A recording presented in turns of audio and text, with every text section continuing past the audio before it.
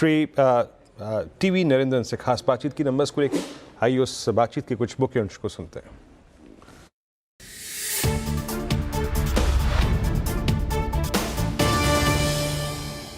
Tata steel के दूसरे तिमाही के नतीजे आ चुके हैं और उम्मीद से बेहतर प्रदर्शन देखने को मिला। मेरे साथ कंपनी के एमडी और सीईओ हैं मिस्टर टीवी नरेंद्रन।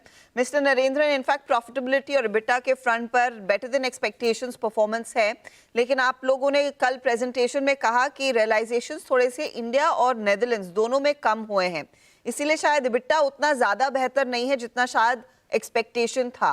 तो स्थिति क्या ये रियलाइजेशंस की कमी में बरकरार रहने की डर है, क्या लग रहा है? अभी भी सिचुएशन थोड़ा चैलेंजिंग है। इंडिया में भी आप देखिए तो steel prices have started picking up a bit, पर अभी भी जो चाइना का इफेक्ट है वो उसका असर तो पड़ रहा है इंडियन प्राइसेस में भी। And Chinese imports and imports from other countries are also putting pressure on the steel margins in India.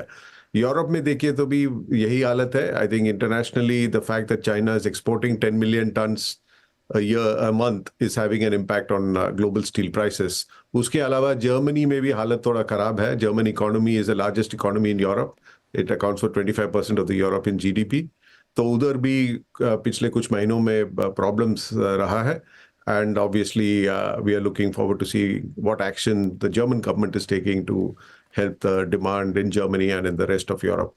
So situation continues to be challenging. हम लोग का performance has been okay, but still I think we are not fully out of the difficulties in the external conditions. Internally, Tata Steel ठीक से चल रहा है। नया blast furnace commission हुआ है कलिंगनगर में, और नेदरलैंड्स में भी जो लास्ट ईयर प्रॉब्लम्स हम लोग का प्रोडक्शन में, that is also behind us and production is normal.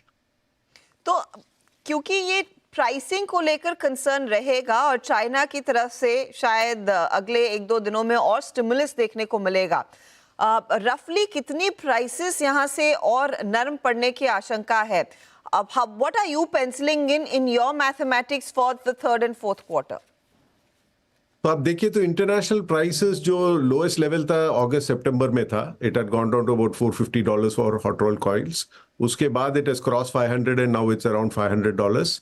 Domestic में आप देखिए तो we are guiding that Q3 में हम लोग का रियलाइजेशन अबाउट ₹2,000 कम होगा कंपेयर टू Q2, क्योंकि Q2 में आप देखिए तो July prices were very high and then it started dropping. So while prices have started going up in September and October, it may not catch up with what was the price at July. तो इसीलिए on an average हम लोग expect कर रहे हैं कि ₹2,000 कम होगा Q3 में compare to Q2 India. Okay, और लेकिन दूसरी तरफ आपके input cost, I think coking coal में भी कुछ करेक्शन देखने को मिला। Iron ore has also come off its highs, तो ये थोड़ा सा क्या सपोर्ट करता है? Does it give you a little bit of leeway on the margins? जरूर इंडिया में we will get, India and Europe में थोड़ा सपोर्ट मिलेगा because of coking coal prices रफली अबाउट $20 पर टन।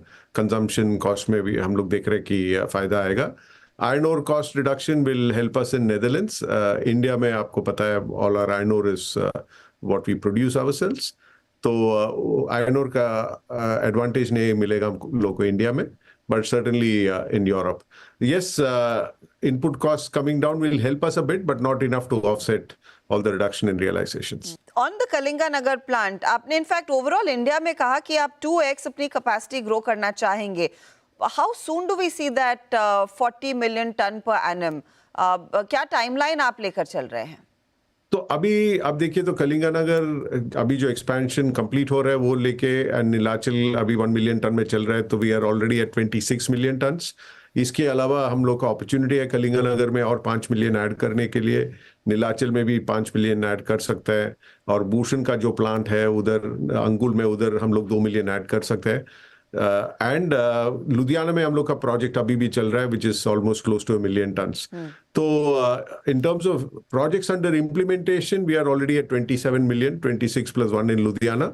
बाकी के लिए we will take a call in the next 6 months, and of course for that we will also wait to see what the market conditions are, what the margins are, and then take a call. But in the next 5 years we can do all these projects if the market conditions are good.